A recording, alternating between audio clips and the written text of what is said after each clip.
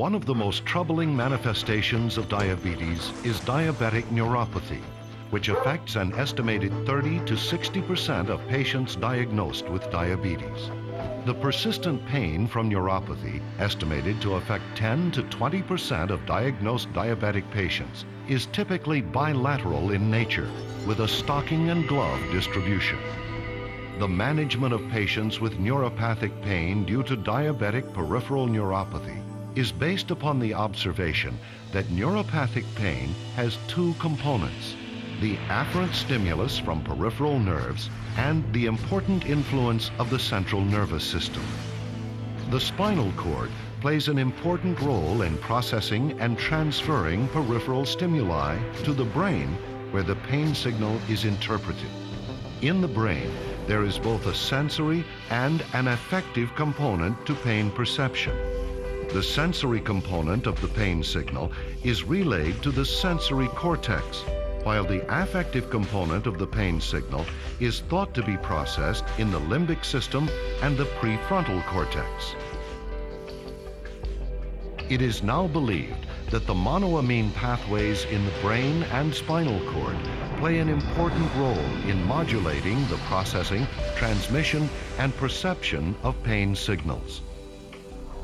Peripheral neuropathic pain consists of an afferent signal that may be spontaneous or evoked and that is transmitted to neurons in the dorsal horn of the spinal cord.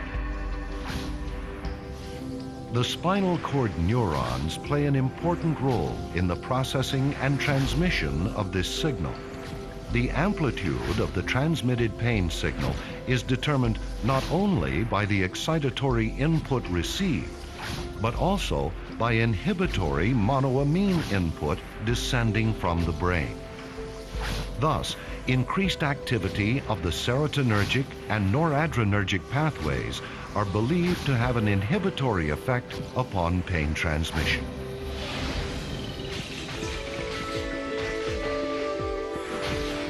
Based on preclinical data, Cymbalta is a balanced dual reuptake inhibitor that enhances activity of the serotonergic and noradrenergic pathways.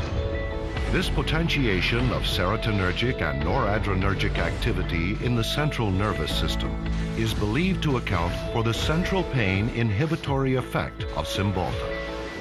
Increased activity of the serotonergic and noradrenergic pathways appears to have an inhibitory effect upon the transmission of pain signals to the brain.